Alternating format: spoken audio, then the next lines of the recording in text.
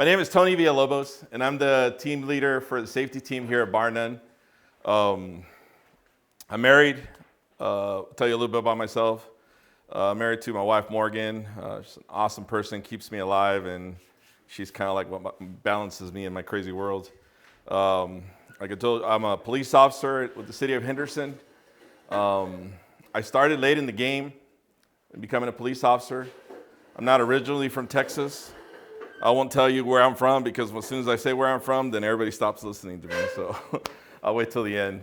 But just know that I identify as a Texan, and how So I'll tell you a little bit about how I came to be here. I'm not a cowboy by any means. I'm not a rancher. I'm not a cow guy. I'm about as city as you can get. I did some time in Afghanistan. I was a canine handler, a civilian canine handler assigned to the military. And I was on a contract where our company provided 500 canine teams Afghanistan-wide because the military can't produce that many teams. So we were attached to a unit, and then we go out and do whatever mission that unit was tasked to do. Originally, I went there for a year and ended up staying 4 years. I came home twice, 25 days. I would have stayed longer, but I got hurt, and they sent me back home. And when I came home, I was having a hard time kind of adjusting back into civilization. You kind of become a little institutionalized. That's the best way I can describe it, I've never been to prison, but I imagine it's like when you're in prison and you come out, you have a hard time keeping up with the times. Ended up in Texas. I was tired of California. There, I said it. Please don't judge me.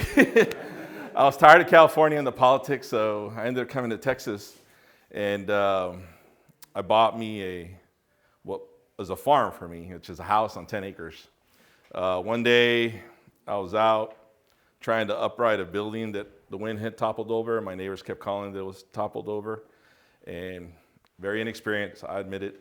I had a 1941 tractor. I attached it from the rear, flipped it upside, tried to turn it. Next thing you know, I did an Evel Knievel and performed a wheelie. And I tried to get out of it because, we're invincible. So I tried to get out of it, and the tractor ended up crushing me. So lucky for me, there was somebody home, and they called fire department, and it took them, at the time, it felt like days to get me out of it, but it turned out it was 2 hours. So they got me out of it. One of the first things that the first responder said that this was the first time in this area where they came and it was a rescue and not a recovery. Apparently tractor accidents, it's hard when it's very rare that there are rescues. So they got me out of it. They air flighted me down to Tyler and go in, and just like the movies, the whole room erupts, and they're cutting me and cutting my clothes off, and they keep talking about my chest. And after I wake up, the doctor comes in and he says, "Do you believe in God?" And I said, "Well, I know he exists." He goes, "Well, you broke your sternum in two, and every rib broke in your body, and every jagged piece of bone went away from every vital organ. So all you have is broken bones and some bruising." So I spent 10 days in the hospital, and after the 10 days in surgery, they put me back together with metal rods and everything. So they sent me back home, and I started getting visitors. People from the community were coming and bringing food, and a lot of food, And being from California, we're not used to that. Neighbors don't do that in California. And I just thought it was the weirdest thing that these total strangers were coming to help me, and my family. My mom flew in from California to help with cooking, and she said, "Why am I here? There's enough food to feed like 30 people." So turned out later, I guess, Bar None had gotten wind of my accident, and they came together, and like good neighbors, they went out there and they were helping me and my family and helping me with the land and everything because I was down for months in my recovery. And I ended up coming to Bar None and I stayed. This happened in 2018. So I've been here ever since. And Bar None's all I know, and it's my family. All my family's in California, but this is home now. After attending here for some time, somebody told me, with your background, why don't you join the safety team? And I was like, what's a safety team? So they said, well, they provide security for the church, and you get to carry a gun. I was like, all right, cool. That's what I want to do. So I ended up joining, and then pretty soon I was asked to lead it. The team leader at the time was Ronald Loff. He'd been doing it for a while. And then just here I am, and we've come a long way. Not that there was anything wrong with the team. It's just that if you guys, how many here are in a safety team at the moment? Okay, so the majority of you. Okay. As you know, with safety, you got to be flexible, and it changes with the times. You can't, you just always have to be looking for what's the new processes, new procedures, and what's the new trends, what's going out there. And that, in my opinion, I felt like, and not calling anybody out, it's just that it never changed, and so we were kind of stuck. So when I came on board, I kind of ruffled some feathers a little bit because of my background being in Afghanistan. I came in and, I pretty much told people like, hey, there's going to be a time where you might have to kill somebody. And, I was shocked that some people didn't realize that that was something they were going to have to do. Now, that's not always the answer to everything, but it is a possibility. And with today's day and age, how things are, and the political climate, and you got mental illness. It's something that is very possible. We've seen it here in Texas. We've had some church shootings. So my goal was to try to get everybody in that mindset. One of the challenges that I saw is that, talking about being neighborly, is that sometimes as humans, we're so nice that we don't see the potential for evil. And you can put yourself in situations that were going to get yourself hurt or somebody else hurt. So that was one of my greatest challenge to have these people consider that side. And as we evolved, as we went along, my team of 65 people started dwindling down to now we're at 35. And I was frustrated at first, I'll be honest, because I was like, what am I doing? I'm running people off. But quickly I found out that, again, not talking bad about those people, is I feel like God's going to put who needs to be in your team, and he's going to make it happen. And we're at 35, and, I was stressed out because we were short-staffed. I was used to running 60, but we've been doing it with 35, and we got some really good men doing that. So when I was initially asked to teach this class or present this class, I was told that it was going to be like nobody with a security background.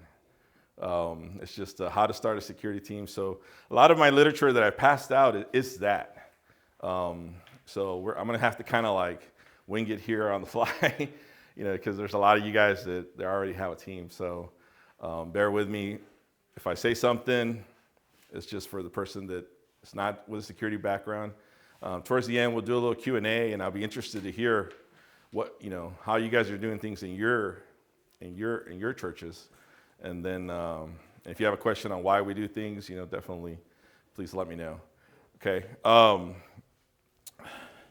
So here at Bar None, we average on a Sunday anywhere between 800 to 1,000 people. It fluctuates a lot. So we have 35 people that are on our safety team.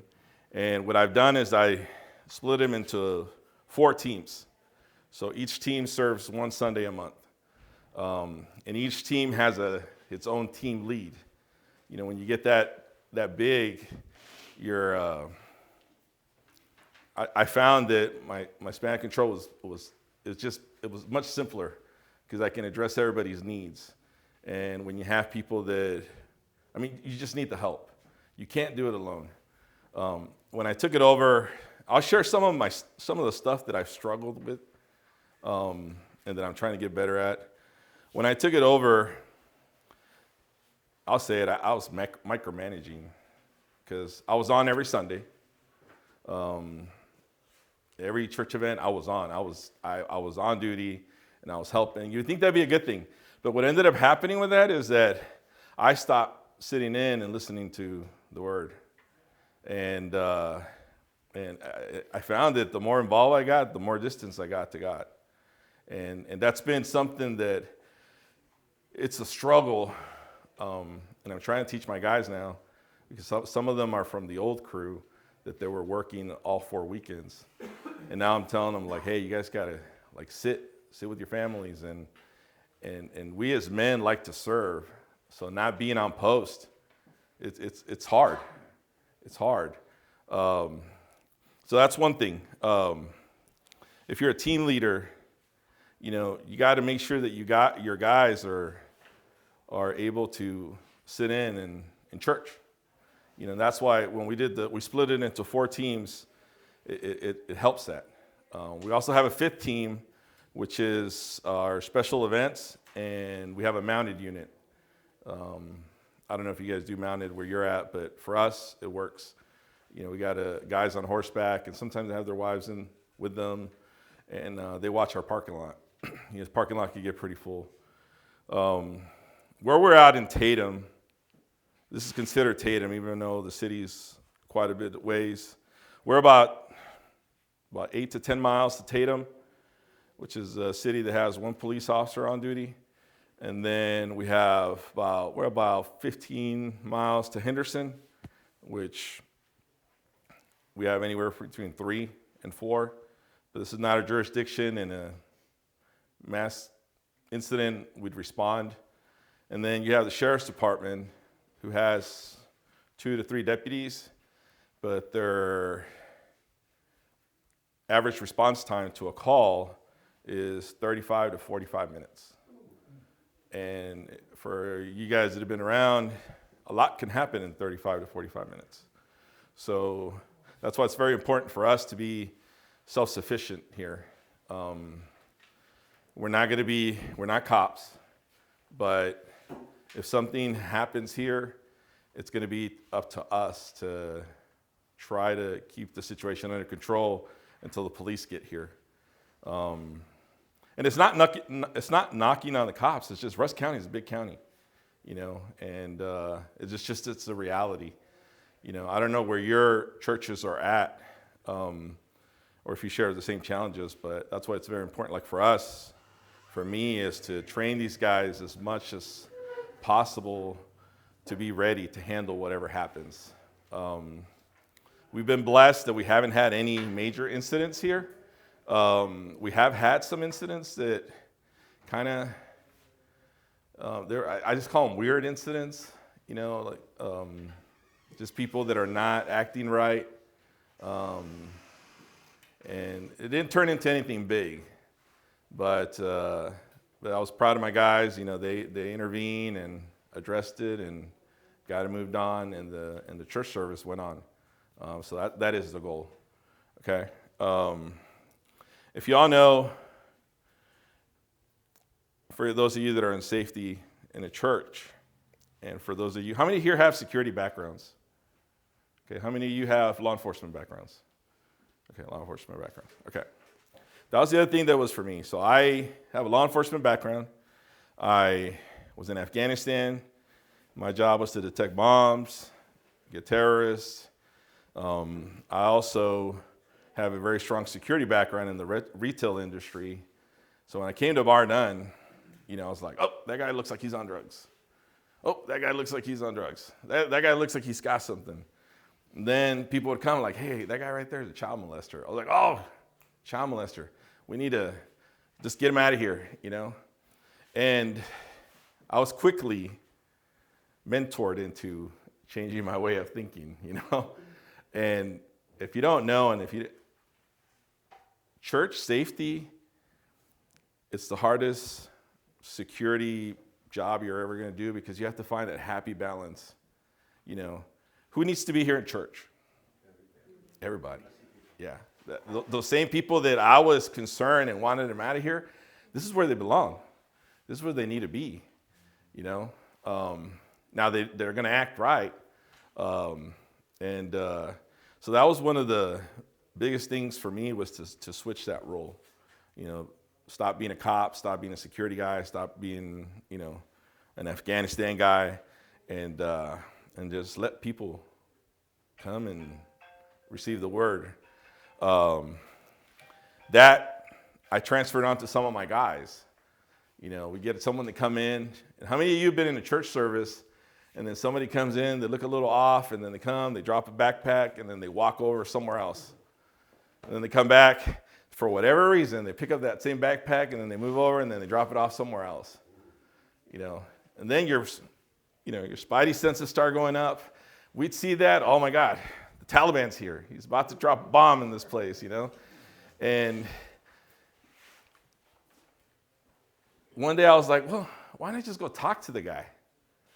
So I went up to him, started talking to him, and it turned out the guy had some emotional and mental issues, but he was here for legitimate reasons.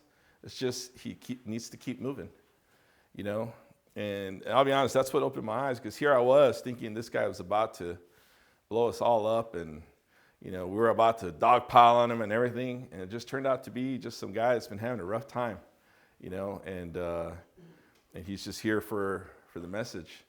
And so that made me realize I had to switch gears with my guys. And right now, I can tell you when I joined the team, but we finally got our team where it needs to be.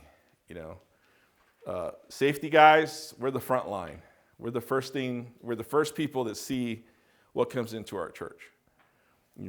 And you guys should your job primarily is almost a greeter.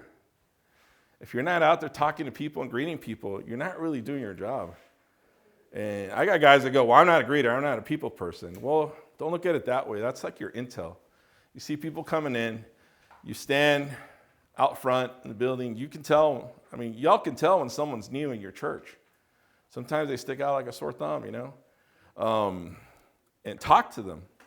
You get to know them, you get to know their background, and a lot of times you find that they're having a hard time and they need prayer. And if you're not good at praying, get somebody that is, and you find out what's coming into your church. That is one of the things that I see, not just I saw in this church, but in a lot of those churches. How many of you here are in a security group on Facebook? Okay, well, if you go in a security group on Facebook, they're great. There's a lot of intel that you can share, but you also see those that take it a little too far.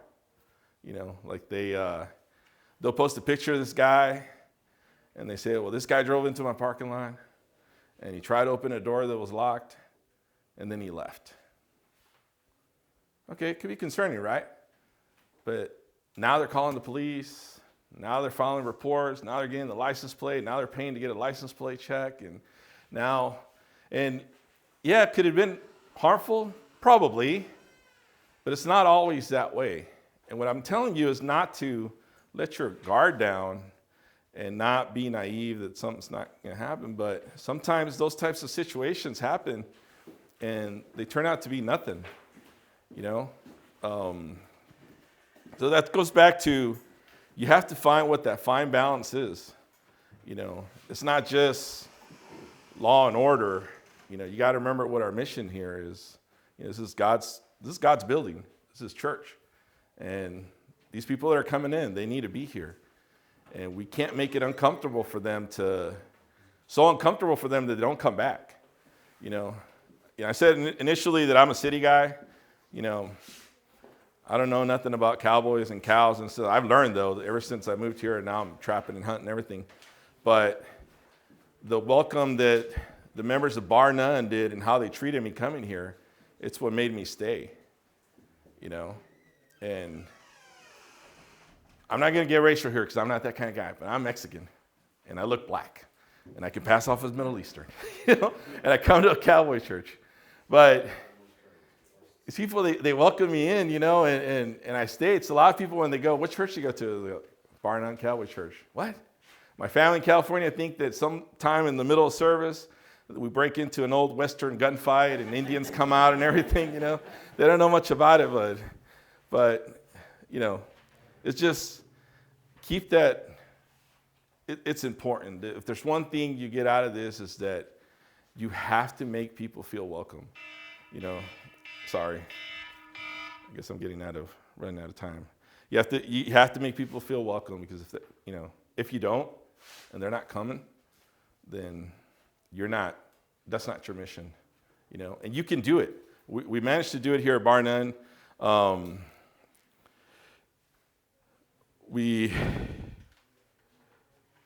go into how we're set up. We cover all our interests, and we have areas here that are sensitive, like the building that you're standing in. This is where the kids are. So we assign people to those buildings, and the whole premise for us is to keep the threat outside the building. And I'm sure all y'all are doing that. Why we have somebody out front, and we want to stop the problem before it comes in. If we can stop the problem before it comes in, we can address it there. We can lower the amount of casualties that are going to happen inside. And not just casualties, but just also disturbances. I feel talking to my contact with the FBI, I think here where we're at, what's more likely to happen is more of a domestic situation, meaning, child custody issue went bad. They know that mom's here with the kids, and we've had that happen, so they're going to come here and raise hell, So, guys, I can't stress this enough. You can't have that Rambo mentality. You cannot. You're not going to make it. You're doing a disservice to your church if you do. Find what the happy balance is, the happy medium, and it can be accomplished. I'm running a little bit out of time. I only got 30 minutes. So one of the things that they told us to do is, hey, I want you to talk about security and how to set it up, and you only got 30 minutes to do it, which we know it's impossible to do. So I'm kind of moving a little fast here. As far as guns go, that's a big topic. I'll touch on that. For us, there's certain calibers you can carry. We don't carry 22 mags, which everybody wants to carry that here. And I'm not saying that they're not effective or anything, but just on the ballistic side of it and what we're doing, even as a police officer, our regular calibers are 9mm and up to 45. We don't do ball ammunition.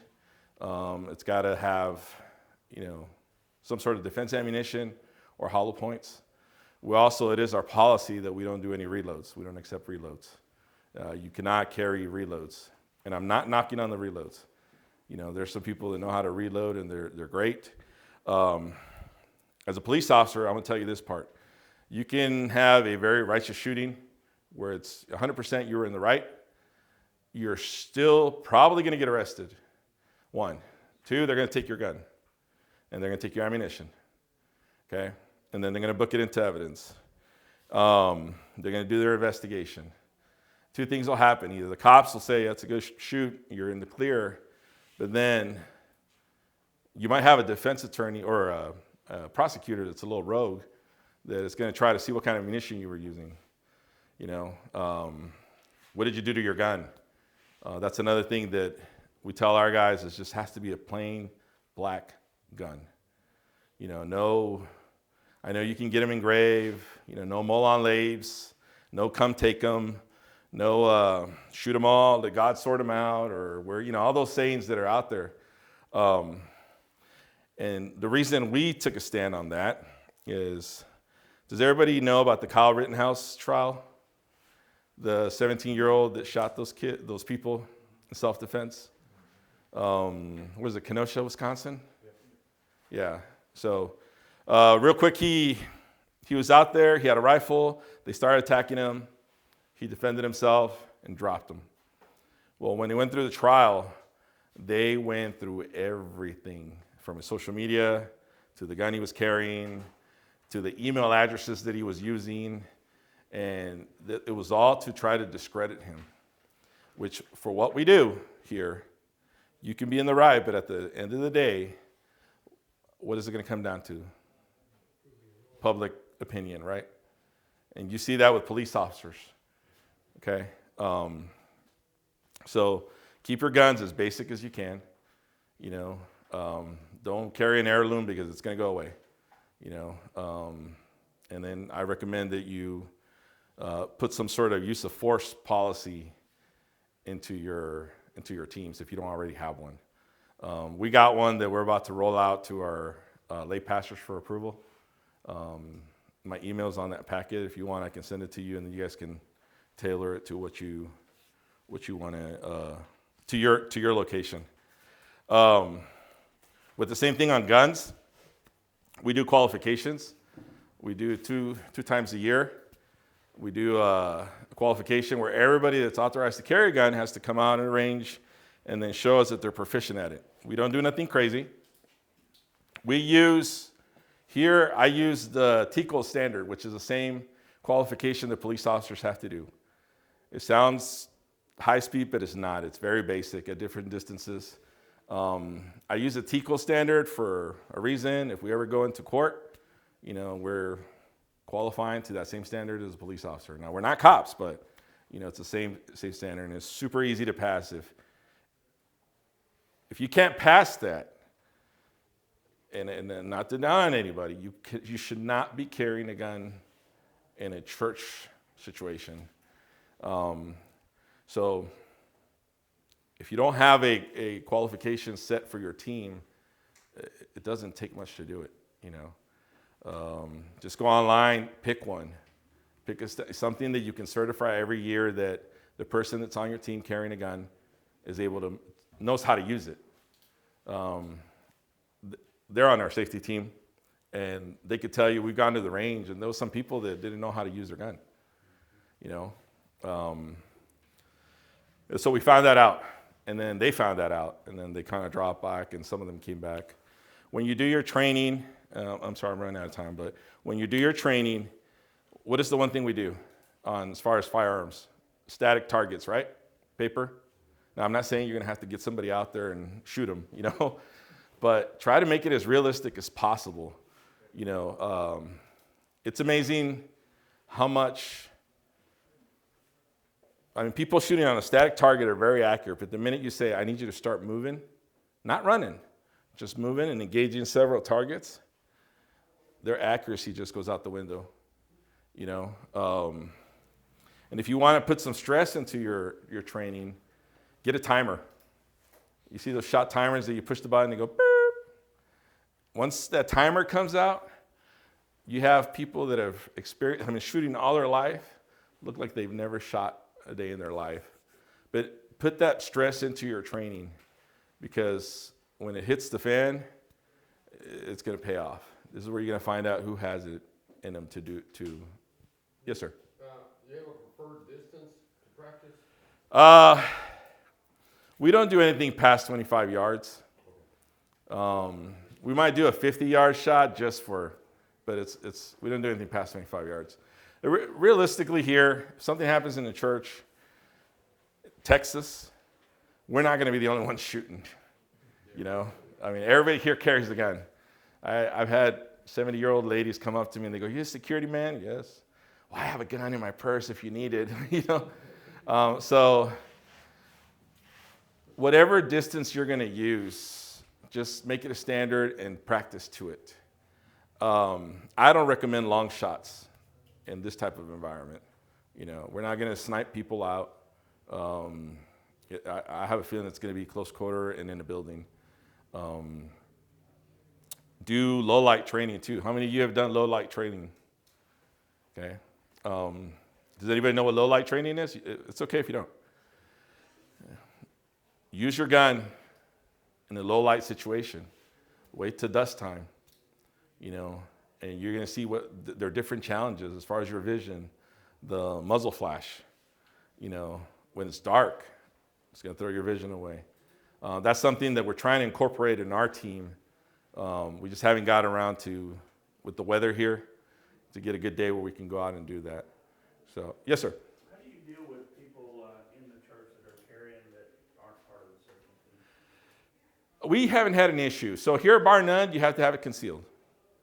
We can't tell just like if you tell drug addicts that they got to leave, they can't be here. If you tell someone that carries the gun that they can't carry it in the church, they're gone. And I'd say it's a great percentage of our church carries. We haven't had an issue. We tell them that it has to be concealed. I've only had one issue with somebody. He was at a kids event and he was packing his big old 1911, and he even had his arm out to kind of, and we talked to him and he took offense to it. But we had signs posted and he ended up covering it. And then later on, he joined our safety team. So I kind of felt like that interaction was kind of God's way of saying he needs to be on our team, And now he's one of my team leads and he's a great guy.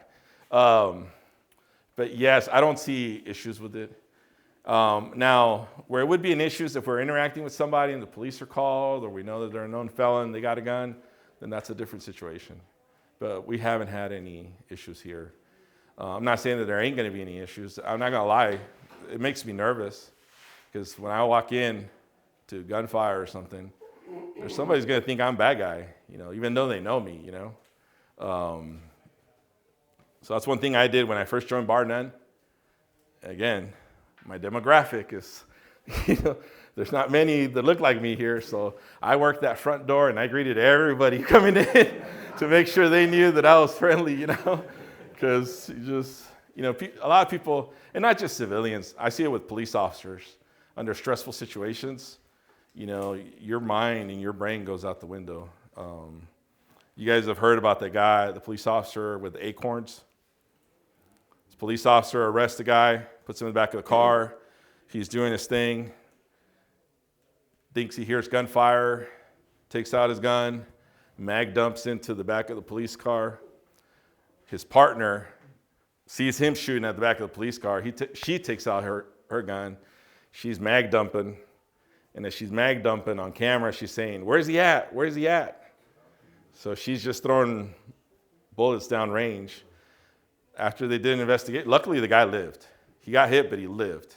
What happened was an acorn, police car was underneath the tree, an acorn fell and hit the police car.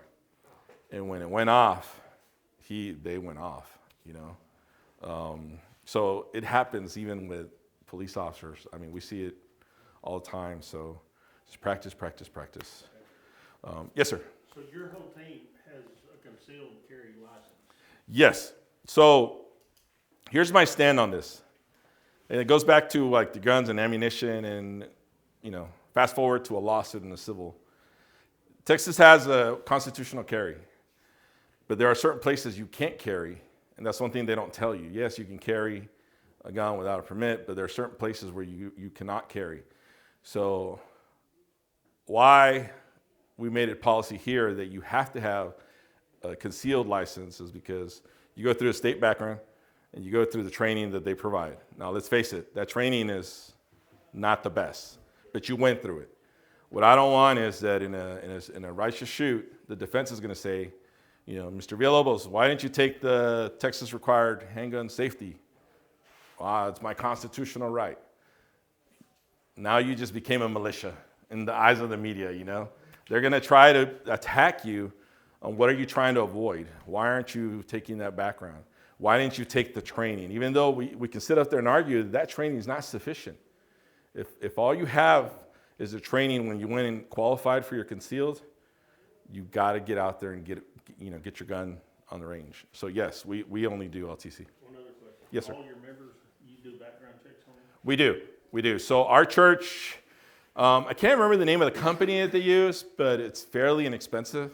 So when a safety team member comes in, we have them fill out a background form. It's a very short form. And then we submit it to our admin, and she does the background, and we get the return in minutes. What about your youth team? Does it go through security?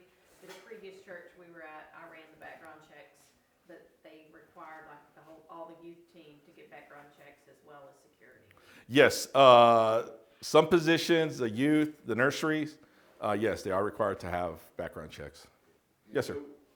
On your question, We just done ours again this year. We just renewed all of ours. So anyone that works with children under the age of 18 is required to have a background check. And if I'm not wrong, I'm pretty sure AFCC will help you with that. If you'll get the Yeah. forms filled out and get them sent to them, they'll help you finalize all your background Yeah. checks on that. And if you guys, if you're in, just call the office. They will give you who we use. I remember when they told me how much it was like Minimal. very That's what it minimal, was. very I don't minimal. remember where we used it. Yes. But it's not your safety team's responsibility to do the background checks for the children. No, no. Yes, the U team and the children's team, that's in their policy that anybody that works, they send it to admin. Yeah, and then there's been situations where I get a background check with an arrest, and then we kind of look at it and evaluate on a case by case.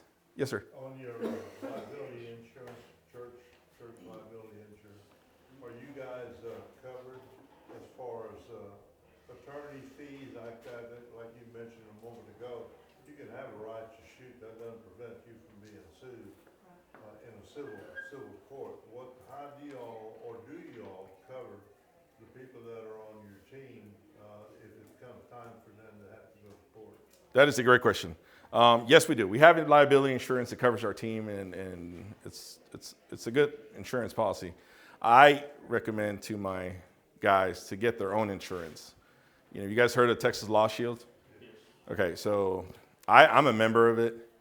Even as a police officer, I'm covered by the city of Henderson, but I have my own insurance. Because at the end of the day, yes, and I'm not saying this is going to sound terrible, but the insurance is here to protect us. But again, the insurance is protecting its assets, So I recommend that you get your own insurance. It costs, $14 a month or something like that? Yes, and it's well worth it. They represent you in the event the insurance doesn't, or they'll help you maneuver through that process. But yes, make sure if you do have insurance at your church, make sure that you as a safety person, whoever's in charge, contacts them and that they're aware that there is a safety team and what the limitations are. Along with that, I'm not going to dive into it too much, but in the back of your packet, Texas passed a new act. It's kind of like the first responder, the Good Samaritan law, but for church safety people, that covers you from civil liability in a situation where you end up hurting somebody or killing somebody. But again, that's like constitutional carry. Just because that's there, that doesn't mean that you're going to be 100% protected. There's still a civil lawsuit. So make sure you have an attorney or some insurance that's going to help you maneuver through that. Okay? Any other questions? Yes, sir. Sorry. Go ahead. Well, we announced to the congregation that we were trying to get a safety team together. And we told them that we have a safety team. We didn't tell them who's on it. And if you're not on that team, if something was to happen, stand down. Because if you're a new person, and all of a sudden you stand up, we don't know if you're with this guy just come in. Yeah. Or what's going on. So if you're not part of the team, just stay calm. Yeah, and that, in theory, that should work. But, there's a lot of men out there that they're not going to stand by, We carry earpieces. At our church, we don't announce that we have a safety team, but they know. I mean, they see us walking around with like these Secret Service earpieces, and it works for us.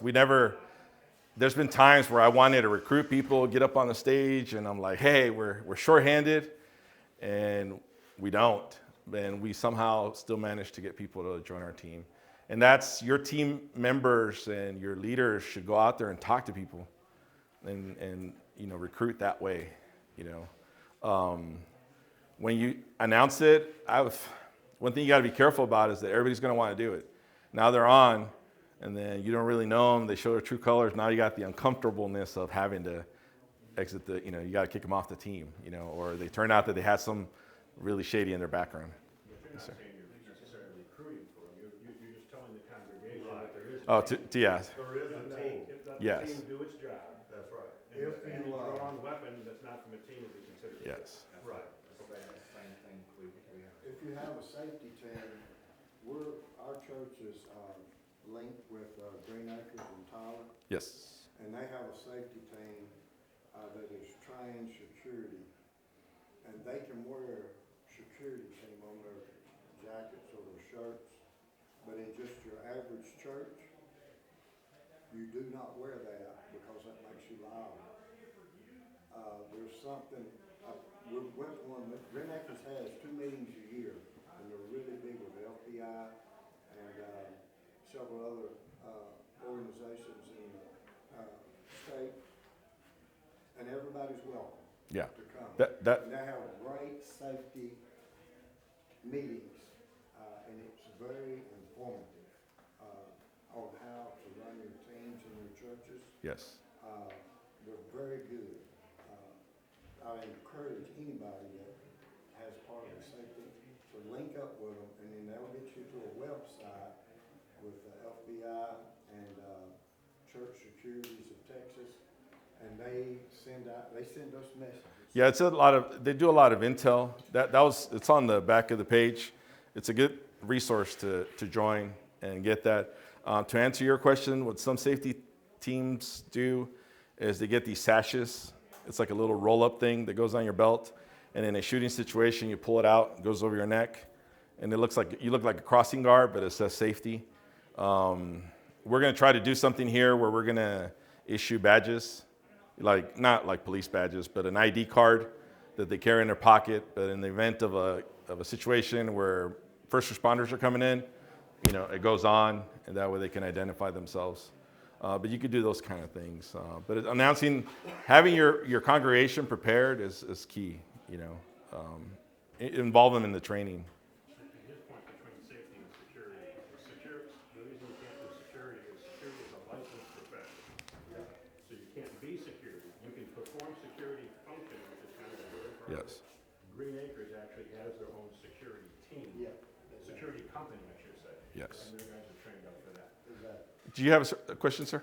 Yeah, all your members CPR certified? Yes. Some of them are not, just because they kind of joined on when we didn't have a class.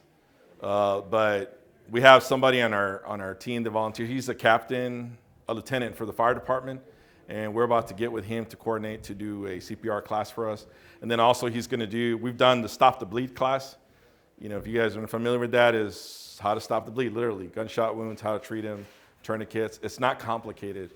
Sounds scary, but reach out to your local fire department or first responders. They'd be more than happy to help you with that class. And you could do it for very low cost to nothing. You just got to maintain those, network with them. Somebody else had a question? Yes, we're good in time. All right. Sorry I had to wing it, but I hope you got something out of it. I'm going to be hanging around here. The next class not until 2. If you want to chit chat or you have other questions, come see me. My email's on there. If you want my phone number, just don't stalk me. Call me. I work nights. If I don't answer, I'll get back to you as soon as I can. But if you have questions with how you would do things at your place, we'd be more than happy to help you. Do y'all identify your facility, like somebody new coming here to know, hey, these are our security guys, these are our safety team, do y'all identify in any way? As far as introducing them to us, to the safety team? No, as far as, we're kind of in the point where all our safety guys are gonna wear like same shirt. Not that we're saying safety Same thing, color. but yeah, same color. That's what Where, we're hey, if y'all need something, it's where you go. Right. Y'all do something similar to that? Or how do you do We don't. For me, just from my background, if I'm a bad guy and I'm walking into here, I'm going to first shoot who's my biggest threat? The good guys with the guns. So now I've identified my targets. That's just me. So what this church has done is we have a greeting team, and the greeting team's also at the door, and then they talk to people. And then if they come here long enough, they start knowing who security is. But no, we don't do any sort of identification. For that reason, we need to be as less intrusive as possible, because sometimes your demographic, they don't want to come around where the cops are or where Big Brother's watching and all that stuff. It makes them uncomfortable, and we haven't had any issue, but that works for us. You do what works for you. And you might have a congregation that is 100% okay with that. Ours just isn't, and we haven't had any issues. But Well, we're staying completely Yeah. Nothing identifying, just basically that we know. Right. in-house, basically. Yeah. I mean, you're not wrong. There's a million ways you could do this, you know, and like just for me, you know, like I'm not a proponent of open carry. You know, if I'm at a bank and I have my gun out, and someone goes in to rob, guess who's the first person they're going to shoot? You know, right? So just start thinking tactics like that. If you walked in and you were going to do a shooting, who's the first person? Who's your biggest threat? Not the 70-year-old, not the mom with the kids. Is the guy with the bright green shirt or says safety. He's the guy that's trained to stop me. So that's the first guy I'm going to position myself, you know, and take him out. And the reality of it is, guys, we're not in control. They're in control because they already come in here knowing what they're going to do. We're going to respond to that. So they're already one step ahead of us. So for us, we try to keep, you know, the advantage as much as possible. Okay? Any other questions? All right. Well, thank you guys for joining this class. This is a new class that AFCC has done. I'm going to encourage them to do security specific, kind of like some of the organizations do, where it's more than a half hour, like an hour, a couple hours, or a conference. So stay tuned for that. Just pay attention to the AFCC website. All right. Thank you.